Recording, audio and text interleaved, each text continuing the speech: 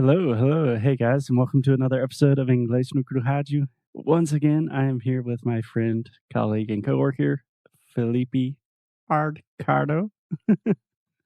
Felipe, how are you doing? I'm doing good. How are you? I am doing well. So today we are going to continue our conversation about online education and learning. And today, Felipe, I'm putting you on the spot, and I kind of want to flip the script and let you ask me some questions. So this could be about anything, but ideally we will address the topic of a lot more people are learning online right now. So what do we think that looks like? How can we help them? What advice can we offer? That kind of thing. But naturally we can take this conversation in whatever direction that we fancy. Sounds good.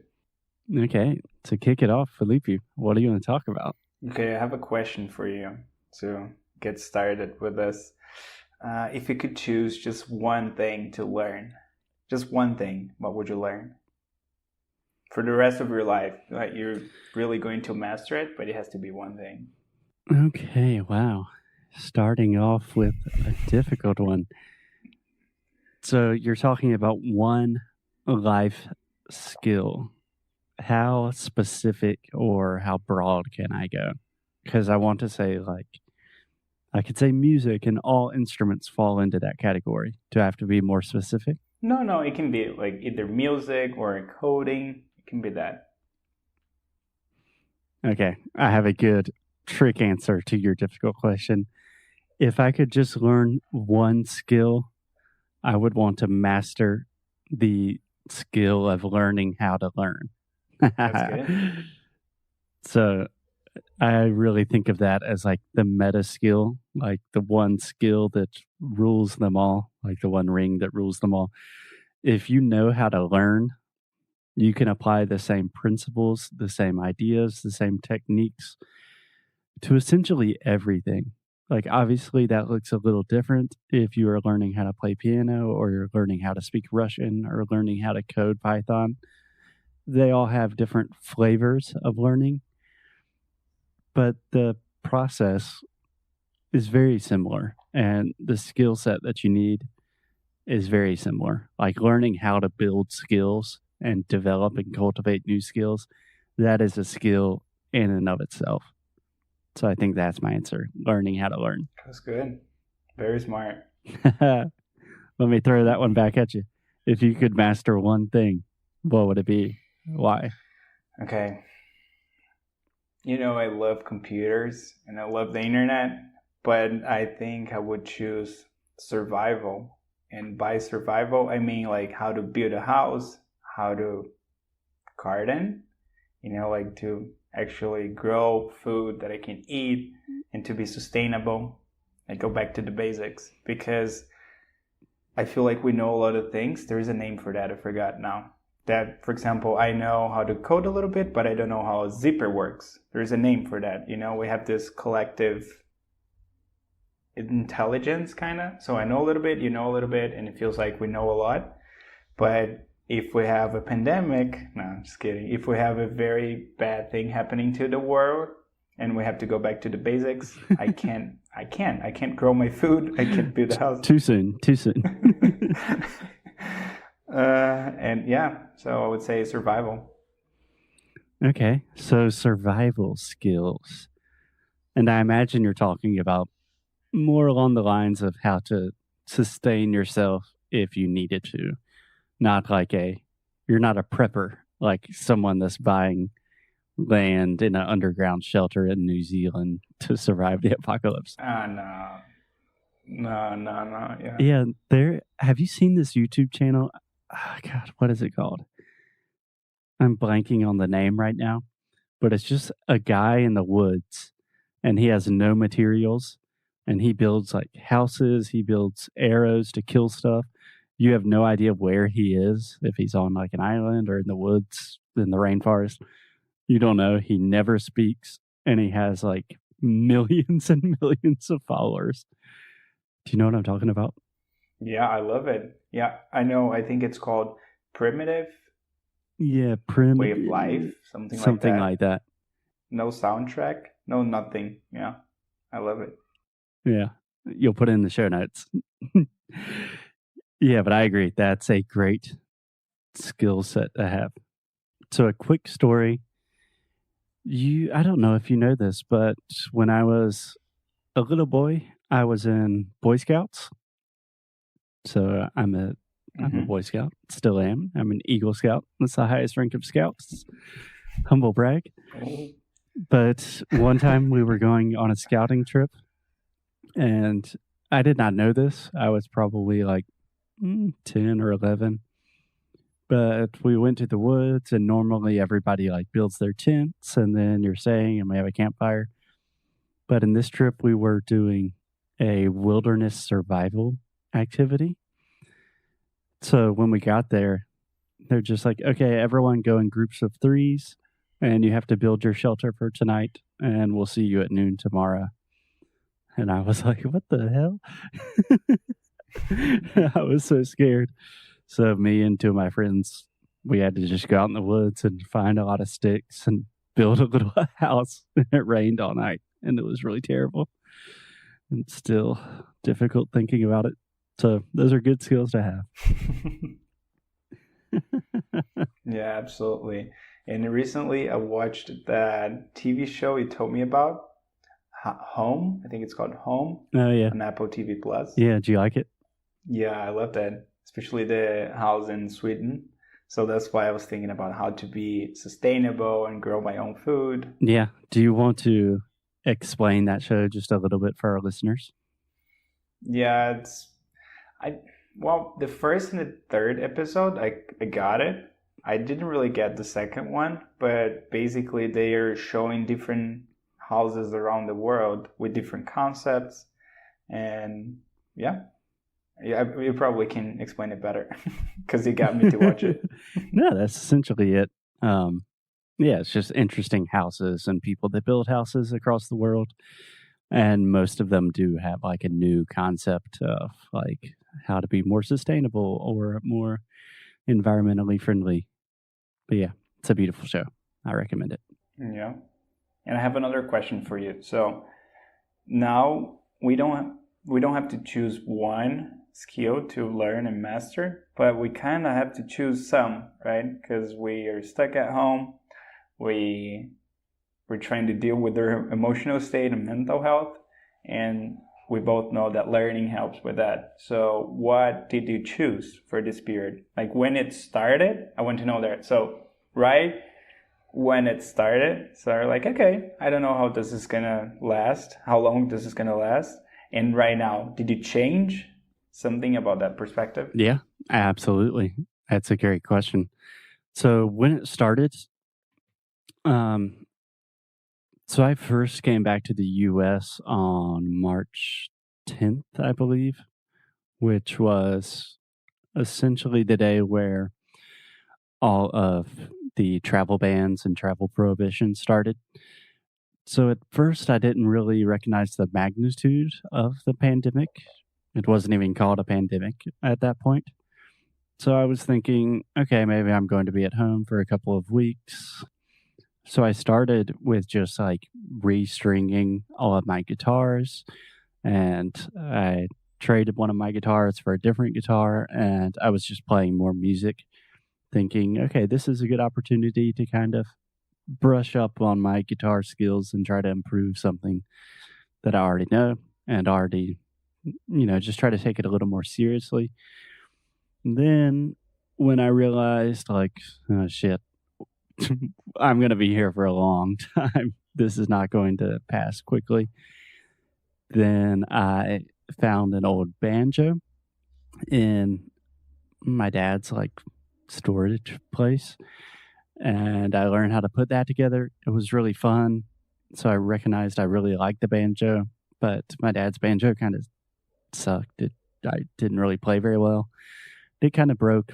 So then I took the plunge. I made the jump and actually bought a banjo, and now I'm heavily invested in trying to spend as much of my free time as I can here learning how to play the banjo.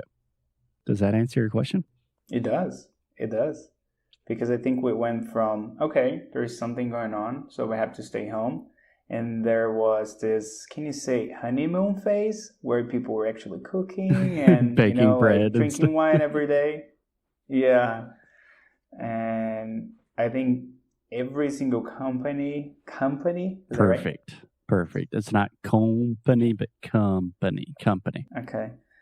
And they had their services for free. It was kind of a honeymoon phase. That's what I like to call, because people were happy. They were doing different things. Right now, I think we're past this period, and now it's getting more serious. Even though some countries, they're going back to business slowly with some restrictions, I think we still don't know exactly what we're doing. So what would you recommend to people? So they probably went through the same phases just like we did. They were trying to learn a lot of things, hopefully English, and now they have to deal with everything and still keep learning and trying to make the best of their time. Yeah, I think that's a fantastic question, because I do think Brazil is a little bit behind most of the world in terms of just when the coronavirus started affecting Brazil heavily. For the first time, we're happy to be behind. Yeah, it's a dark but true joke. So what I would recommend, okay, a couple of things. First, this is not going to help our business, but I would recommend doing something that is unrelated to your work, and preferably either, if you have the opportunity to go outside, that's wonderful, or the opportunity to like work with your hands. I think that's just very therapeutic. And obviously, all of us are looking at our cell phones and our computers all of the time. Most of us are working at home online, and then we're checking the news and on Instagram the other 23 hours of the day. So if you have something, like for me, it might be banjo. For Felipe, it might be meditation. For some people, it might be drawing. For Alexia, it's flowers. If you have something that kind of separates, that's distinct from your work life and pandemic worries, I think that's really beneficial. That is my first part of my answer. Okay, part two. This is something I've been thinking about a lot. When a lot of people are getting into self-learning for the first time, and like we've said, all online learning is essentially self-learning. You can have the best course in the world, but you still have to be disciplined and motivated and force yourself to do things. I would try to create the smallest feedback loops as possible. So you can learn information, you can test that information, and you can get feedback on how you're doing and how you can improve. So in my case, I can watch a video about the banjo, about a new way to play the banjo. I try some drills. It's really hard. I stop for an hour, then I start again, try it again, rewatch the video, and it's a constant feedback loop until I can actually do what I want to do. And you can do that with almost anything. You can create and set up feedback loops. And I just think that's really important. That's the end of my rant. That's great. What about you? What would you recommend? Oh, man. I don't think I'm in a position to recommend anything. Yeah, no one is, but what I've been trying to do is to create a lot of different things. And again, I think we talked about this before, but I'm trying not to expect a result by the end of the day. So like longer projects, longer things. When I say project, it seems like work, but it's not. It can be something like gardening. You can plan something, wait a few weeks or at least a few days to see something happening. And I'm trying to work on that. So it's not a skill. It's more like something related to my mental health, kind of. Yeah, the most important skill of all. Yeah. So I think that's what I've been trying to do lately. Just try to be more chill with everything, but still like being productive, trying to be productive, but trying to be more patient, kind of. Yeah, that makes total sense. I totally agree with that. And on that note, you said you're trying to create things. I think this is really important right now. I imagine we've talked about this before, but the idea of creation versus consumption. As humans, we are consumers, we consume a lot of information, and most of the time we do not create things from that. We just consume. And right now, most of what we're consuming is really exhausting and it's really bad news and it will leave you tired and anxious and scared about the fate of the world. So I think now more than ever is an important time to create. That doesn't mean you have to start a startup or learn how to code or learn how to play banjo. That could just mean writing in your journal or, I don't know, going on a walk for me is an act of creation rather than consumption. Um, you know, talking with a friend on the phone, that's creating connections. So just to try to point the balance more towards creation and less towards consumption, I think that can be really beneficial, not only for learning, but also your health and life during these difficult times. Yeah, absolutely. I even wrote about that. So I like to write. So I was writing this piece about how it's okay to not be productive, not to be productive as everybody on the internet, because I think I've never seen so many videos about people trying to sell you things and saying like you can use this time to invest your money or do something. And I started this text saying like this is not normally it's not true. Like we have our mental health and we have to be kind to ourselves. Alexa says that all the time. I think she knows way better than both of us.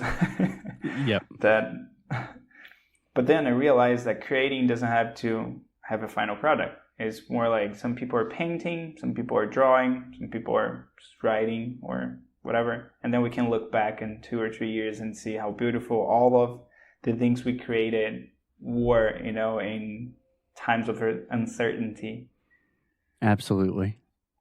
And I would add to that, I think that's a very important point that you don't have to expect a result. So it's not like at the end of this quarantine, my English is going to be a C1 level or something like that. But you do have to really get into and fall in love with the process. So if you're studying English and you find an English podcast that you really love, you can binge on a lot of episodes. And if you like that process of listening to English or reading or something like that, that's good enough. You got to take it easy on yourself right now. So I would just say find something that you like, fall in love with the process, and just do it. And the results will come eventually. But you don't need to be that worried about it right now. Yeah, and I wouldn't say just right now. Maybe we realize it right now. Yeah. But when you look back, we're always trying to do this so we can do that. Like, at least me, it was always living in the future. So if I work more, I can save money so I can work less, And now, just a great time to see that something bad is happening, but we can see. Not trying to romanticize anything, but this is my take. Yeah. I think this pandemic is showing a lot of things that we do poorly. Like a lot of things with sanitation, like, oh, even after a pandemic, I should definitely wash my hands more. Or Yeah, like, exactly. that's what Alexia said the other day, like when you buy new clothes at a store, she said she would never wash them. She would just put them on. And so, I'm definitely going to wash that. That's could be Exactly. dangerous. So, yeah, some good things can come out of bad times. Absolutely. Cool. Awesome, Felipe. I think that's a good place to stop for today. I really appreciate the company, the conversation, as always. And we will be back in your ears sooner than later. Okay, thank you. Thank you. Bye bye.